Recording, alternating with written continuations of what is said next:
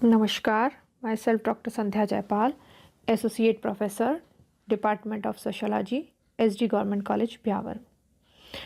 आज का हमारा टॉपिक है हाइपोथेसिस, प्राकल्पना। Meaning and definition of hypothesis, प्राकल्पना का परिभाषा एवं अर्थ।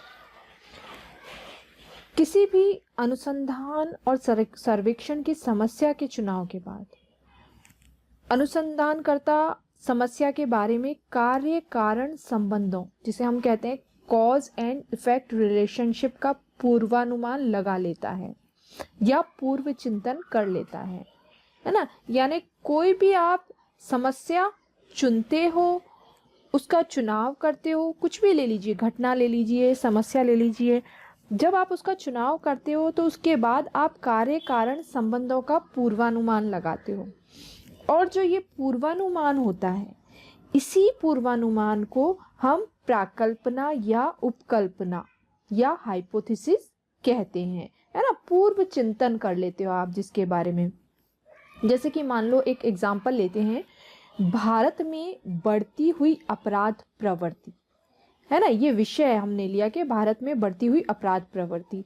इस विषय पे हमने अनुमान लगाया, है ना, पूर्वा चिंतन किया, और हमने क्या कहा कि निर्धनता ही बढ़ती हुई अपराध प्रवृत्ति के प्रमुख कारणों का प्रमुख कारण है ना। हमने जो पूर्वानुमान लगाया कि निर्धनता के कारण ही क्या हो रहा है, अपराध प्रवृत्ति भारत में बढ़ रही है, तो ये कथन या यह पूर्वानुमान ही क्या कहलाएगा, हाइपोथेसिस या हमारी प्राकल्पना कहलाएगा, है ना। साथ ही साथ हम अपने अध्ययन में ये देखने का प्रयास करेंगे कि निर्धनता और बढ़ती हुई अपराध प्रवृत्ति, है ना, जो अपराध प्रवृत्ति बढ़ रही है, निर्धनता बढ़ रही है, निर्धनता के कारण उन दोनों के बीच में क्या संबंध है। हम किस पर, हमारा विषय क्या है, अपराध प्रवृत्ति, और हमने अनुमान क्या लगाया, निर्धनता ही क्या कर रही है, इसका प्रमुख कारण। तो हम दोनों के बीच में कार्य कारण संबंध देखेंगे कि भाई इन दोनों में क्या संबंध है, क्या हमारा पूर्वानुमान सही है या नहीं, है ना। हम क्या देखेंगे, क्या हमने जो पूर्वानुमान लगाया है वो सही है या नहीं, ये हम अपने अध्ययन में देखने का प्रयास करेंगे। साथ ही साथ हम क्या देखने का प्रयास करेंगे कि निर्धनता जो हमने पूर्वानुमान लगाया है वो हमारे अध्ययन को आगे आधार प्रदान कर रहा है या आगे बढ़ाएगा या नहीं बढ़ाएगा, है ना। यानी हमने जो प्राकल्पना बनाई उसमें फिर हमने क्या देखने का प्रयास किया कि निर्धनता और अपराध के बीच पहली बात तो क्या संबंध है, दूसरा हमने जो पूर्वानुमान हम लगा रहे हैं वो सही है या नहीं गलत है, या जो पूर्वानुमान हमने लगाया वो हमारे अध्ययन को आगे गति देगा या नहीं देगा, है ना। तो हमारे अध्ययन के बाद प्राकल्पना सही भी सिद्ध हो सकती है और गलत भी सिद्ध हो सकती है। ऐसा आवश्यक नहीं है कि हमने जो पूर्वानुमान लगाया है वो हमेशा सही सिद्ध हो, तो वो गलत भी सिद्ध हो सकती है। हमारा उद्देश्य प्राकल्पना को सही साबित करना कतई नहीं होता है ना। हम इस उद्देश्य को लेकर नहीं चलते हैं कि हमने जो प्राकल्पना बनाई है वो क्या है, सही साबित हो, बल्कि क्या होता है हमारा उद्देश्य कि वास्तविक तथ्यों के आधार पर वैज्ञानिक सत्य को ढूंढना, कि वास्तव में जो तथ्य हमें मिले उनके आधार पर सच्चाई क्या है, उसको ढूंढना ही क्या होता है हमारा प्रमुख उद्देश्य, ना कि हम प्राकल्पना को सही सिद्ध साबित करने में लगे रहें। प्राकल्पना निर्माण का उद्देश्य क्या होता है, विषय से संबंधित तथ्यों को संकलित करना, शोधकर्ता का मार्गदर्शन करना और उसे अनिश्चय के अंधकार में भटकने से रोकना। मतलब प्राकल्पना क्या करती है कि विषय से संबंधित तथ्यों को संकलित करती है, साथ ही साथ शोधकर्ता जो है उसका मार्गदर्शन भी करती है कि भाई मेरे को इस दिशा में जाना है। दूसरी बात, उसे अनिश्चय के अंधकार में भटकने से भी रोकती है। तो ये क्या होती है, ये जो हमारा पूर्वानुमान होता है यही क्या कहलाता है, प्राकल्पना या उपकल्पना कहलाता है। बहुत सारे समाजशास्त्री है, गुडे एंड हॉट तो क्या कहते हैं, जो कि बहुत प्रमुख समाजशास्त्री हैं, और भी हम पढ़ेंगे, PV young, Lundberg, Cohen, Bogardus, है ना, गोपाल, ये सब क्या है बहुत प्रमुख समाजशास्त्री हैं जिन्होंने अपनी अपनी परिभाषाओं के आधार पर प्राकल्पना को समझाने का प्रयास किया है। गुडे एंड हॉट तो क्या कहते हैं, ये कहते हैं कि भाई प्राकल्पना अनुसंधान और सिद्धांत के बीच की एक सबसे महत्वपूर्ण कड़ी होती है। आप जो अनुसंधान कर रहे हो और जो सिद्धांत का निर्माण कर रहे हो, इन दोनों के बीच की आवश्यक कड़ी होती है जो ज्ञान वृद्धि की खोज में सहायक होती है। क्योंकि जिसके आधार पर आप क्या करते हो, शोध करते हो, नई नई जो समस्याएं हैं उनसे संबंधित तथ्यों को संकलित करते हो, तो आप क्या किससे क्या कार्य कारण संबंध हो रहे हैं, किसका क्या परिणाम हो रहा है, तो इससे क्या होता है, ये जो खोज है वो क्या करती है, हमारी ज्ञान में वृद्धि करती है। तो ये सिद्धांत और अनुसंधान के बीच की कड़ी है कौन, प्राकल्पना। प्राकल्पना के निर्माण के अभाव में किसी भी प्रकार का प्रयोग और वैज्ञानिक अनुसंधान असंभव है। ये आपके गुडे एंड हॉट कहते हैं कि यदि प्राकल्पना नहीं है हम कोई भी प्रयोग नहीं कर सकते, कोई भी वैज्ञानिक अनुसंधान नहीं कर सकते। यानी प्राकल्पना आवश्यक है अगर आप कोई भी वैज्ञानिक अनुसंधान करते हो तो। साथ ही साथ हम ये कह सकते हैं कि प्राकल्पनाएं सिद्धांत के क्षेत्रों में पाए जाने वाले ऐसे कथनों को कहते हैं हम जिन्हें परीक्षण की कसौटी पर कसा जा सकता है ना, कि हम ये जान सकते हैं कि वास्तव में हमने जो प्राकल्पना बनाई है वो सही है या गलत है, इसे हम जांच करके देख सकते हैं। ठीक है, ये प्राकल्पना है। बहुत सारे ऐसे समाजशास्त्री हैं जिन्होंने इसे परिभाषित करने का प्रयास किया है। जब हम इसकी डेफिनेशंस देखते हैं, इसकी परिभाषाएं देखते हैं, पहला हम लेते हैं Webster new international dictionary of the English language. इसके अनुसार प्राकल्पना क्या है, एक विचार है, एक दशा है या एक सिद्धांत होती है।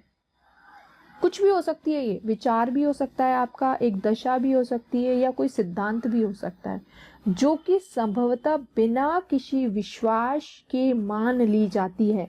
उसमें विश्वास है या नहीं है हम उसको मान लेते हैं, जिससे कि उसे तार्किक परिणाम निकाले जा सके और ज्ञात या निर्धारित किए जाने वाले तथ्यों की सहायता से इस विचार की सत्यता की जांच भी की जा सके।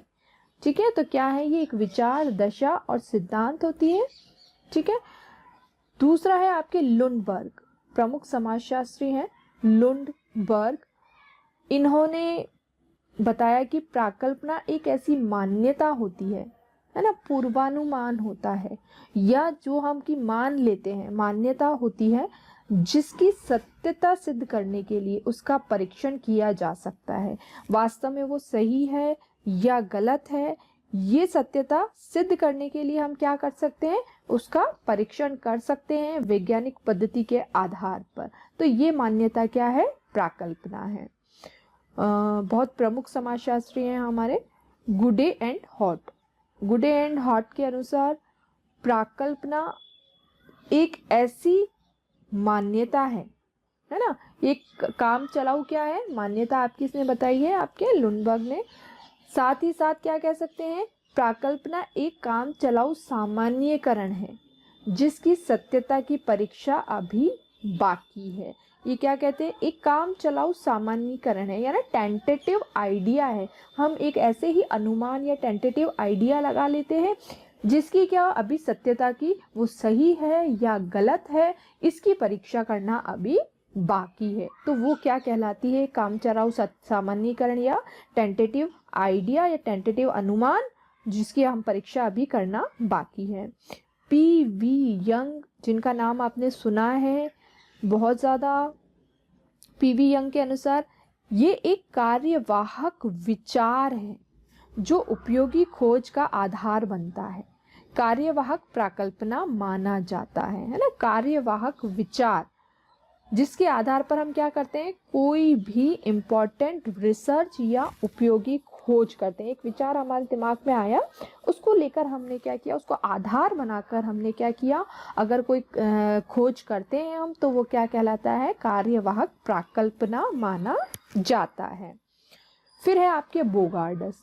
बोगार्डस के अनुसार एक प्राकल्पना एक प्रस्थापना है जिसका परीक्षण किया जाना है। मतलब आप कुछ भी ले लीजिए, चाहे कोई काम चलाऊ सामान्यीकरण बोल रहा है, कोई मान्यता बोल रहा है, कोई एक कार्यवाहक विचार बोल रहा है, लेकिन ये सब होने के बावजूद भी वो क्या है, जिसकी सत्यता की जांच की जानी बाकी है, जिसका परीक्षण किया जाना बाकी है।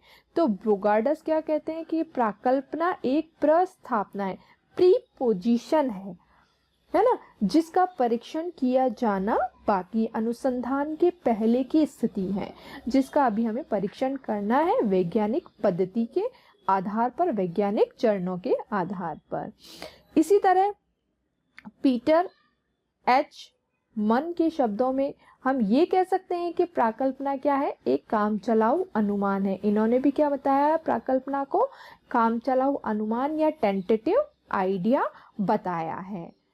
ठीक है, ये बहुत सारी प्राकल्पना की परिभाषाएं हैं जो हमने देखी।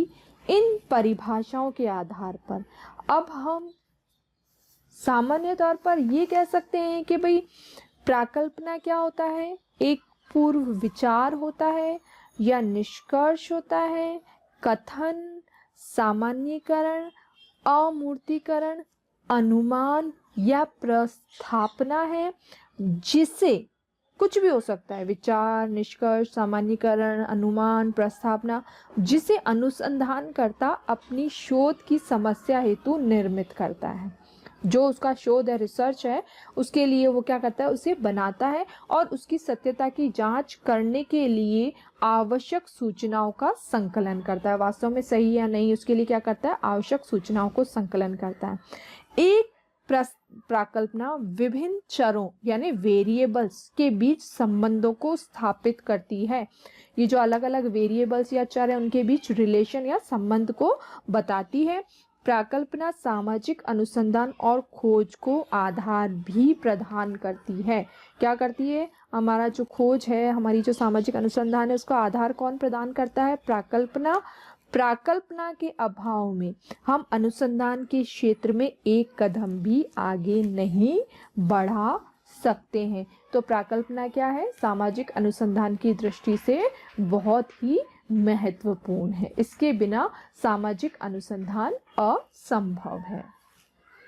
धन्यवाद।